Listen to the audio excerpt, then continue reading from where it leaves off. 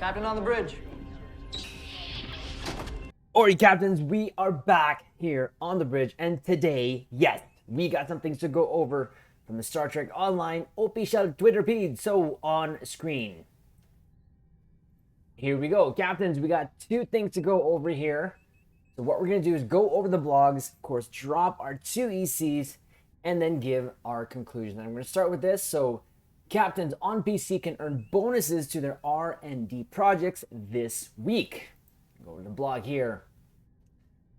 Never really liked this picture. It just never really made sense to me, but sure. So research and development event, get bonuses to your R&D projects on PC this week. We're pleased to announce the return of the research and development event. This event will run from January 10th, so that's tomorrow, to January 17th. The features several bonuses throughout STO that will give captains of all levels a leg up, advancing their rank in the research and development schools of their choice. For those captains looking specifically for extra help with their projects, all R&D packs throughout the game will give an extra 25% of the items they currently disperse for the duration of this event. Q R&D material reward packages, normal, advanced, and elite, will reward 25% more R&D materials and have a chance to reward a catalyst. Alternatively, captains wanting to advance through research and development schools as fast as possible should seek out harvest nodes located in mission maps throughout STO, which will not only disperse 2 extra R&D materials each time they are used, but will also reward 10 dilithium ore. That's cute. And have a chance to give out a R&D catalyst during this event. For all captains that work on a research and development project during this weekend event, those projects will reward an extra 50% of the appropriate research and development school XP. This includes projects to make components as well as those to make items. So there you go, my PC caps. That is this weekend. Personally, I am pretty much done with my R&D schools. If I make a new tune, definitely will have to go through that again. But for all my characters there on PC, at the very least, all of them are done. So there's that. Again, that is happening tomorrow and going until the 17th. Next up, all right, here we go. The Excelsior 2 from Star Trek Picard is coming to the Infinity Lockbox later this week on Xbox and PlayStation. Captains, you know how I feel about this ship. We have been excited when first we saw this ship, and then of course we couldn't wait, and on the first day it released, we nabbed it. But we're gonna go over here the Excelsior 2 blog just in case, and there is a picture of that aft. Yes, that aft. So the Excelsior 2, the Excelsior was gloriously reborn last year in Star Trek Picard, and now she can be yours in the Infinity Lockbox on Xbox and PlayStation. So the form evolves as the mission grows, but the core cruiser design of Starfleet has stood the test of time. Alternate time, backwards time, anomalous time, and everything in between. Get good systems and a great crew. Protect them as much as science allows, and allow them the flexibility to see the mission completed through all the bizarre exigencies they don't teach in the textbooks. The Excelsior 2 is maneuverable and formidable, able to place itself where it needs to be without fear and render aid or unleash hell as the captain decides. I actually will agree with that statement, but we'll get into that in a little bit. Continue reading further on for the full details on this new Starship offering coming to the Infinity Lockbox on Xbox and PlayStation on January 12th. So there is a pic of that. Beautiful looking ship there. I love the side profile. I really do. It just feels right. So the Excelsior 2 Intel Heavy Cruiser. So we're going to read this little bit of detail here as well. Created by the Federation in response to a changing galaxy, the Excelsior 2 employs a number of technologies and strategies normally left to the shadows of the intelligence services.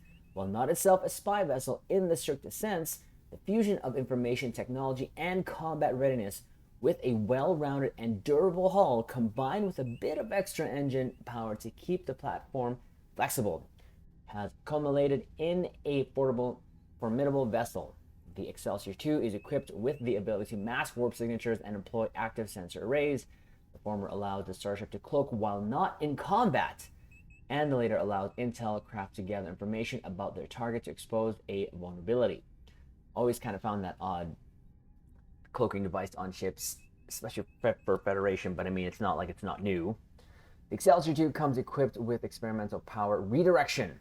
The unproven technology allows a combination of beam overload and beam fire at will maneuvers to be performed at once by dumping tremendous amounts of power through the weapons arrays, as well as a few auxiliary phaser arrays configured directly to the console itself. Power to non-weapon subsystems provides an additional bonus to energy weapon damage during this period.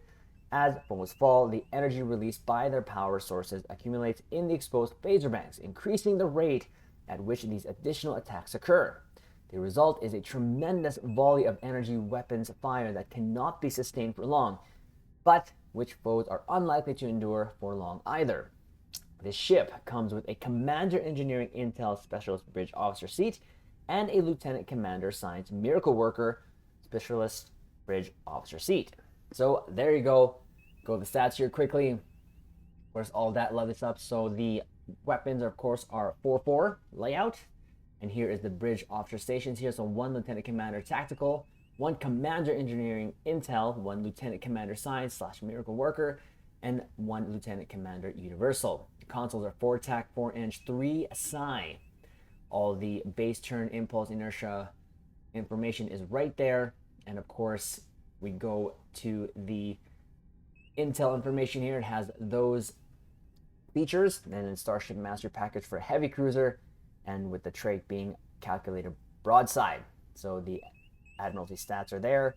And 69, 20 psi, 37 tac, and the special is minus 25% maintenance per eng ship.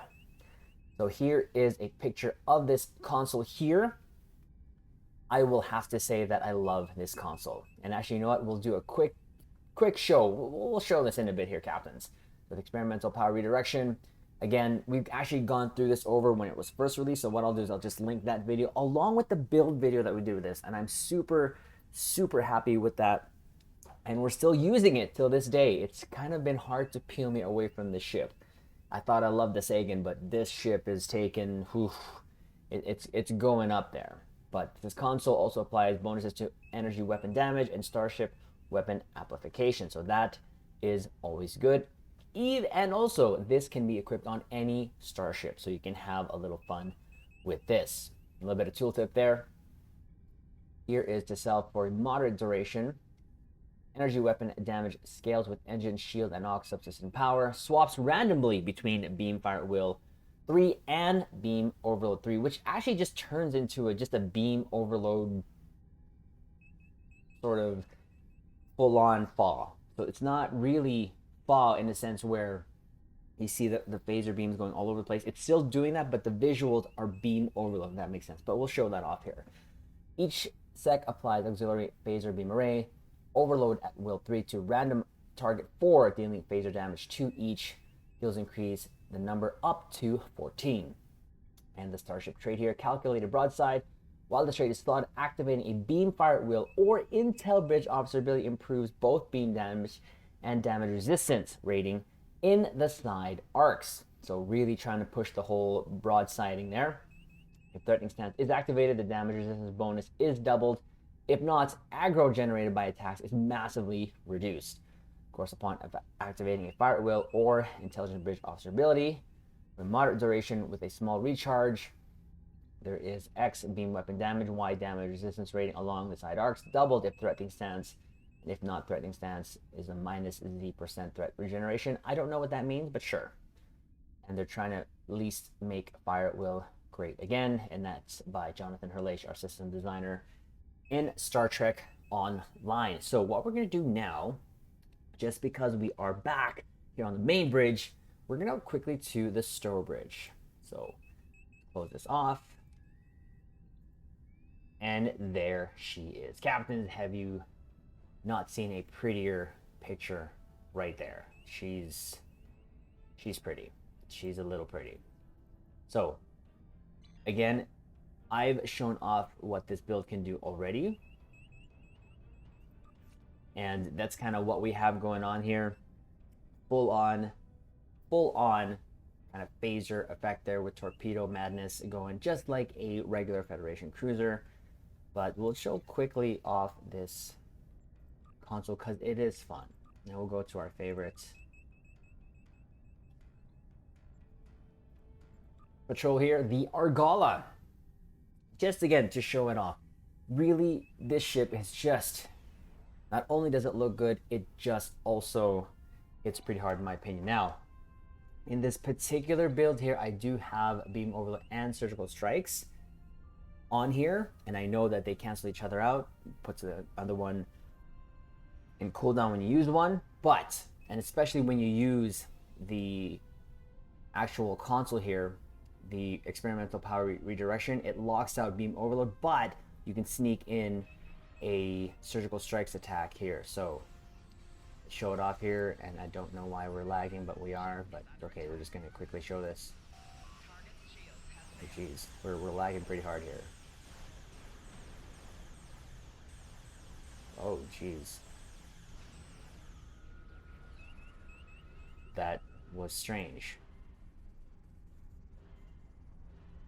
Okay, we're only doing this under advance, but we'll try this again here. I have been lagging pretty bad here.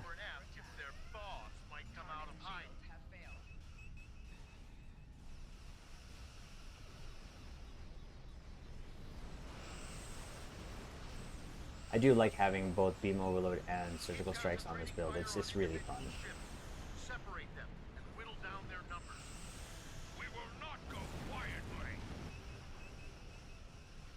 I don't know why, but ever since we got this back, we've been lagging pretty hard. At 20 seconds, we'll show up that console one more time, and then we'll just... Sensors are picking up small habitations in some of the asteroid, possibly consistent with bolt holes, temporary hideouts.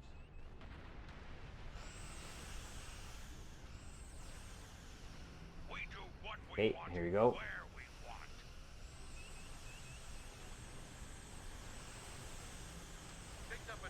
I'm also having surgical strikes on. It's just a symphony of beam overload. It's gorgeous. Make our way out here. Sorry about that lag there earlier, Captain, but I really just wanted to show this off. I'll exit this here. No need to kind of go back on that. Again, I highly recommend this ship. Now, for the console, this is going to be available in this year's event campaign. So although it's going to be obviously available in the lockbox, this bad boy will be, you can get it for free in next year's event campaign. So that's something to think about. Personally, I for sure was excited to get this ship. We got, like I said before, we got it on day one, and I can't recommend this any more than I already have. And like I said, you can get this for free in your event campaign. But of course, if you're going to decide to get the ship in the lockbox, from the lockbox, we of course recommend getting the keys.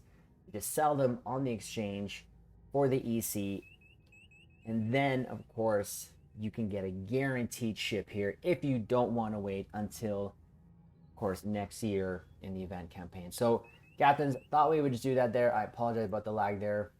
That might have to do something with our systems here, but as you can tell, we are back here on the bridge. We still have some tweaking to do. Look out for a test stream here on the YouTube bridge just to make sure things are going well, because we did lose our saying, so we just want to make sure we get that going.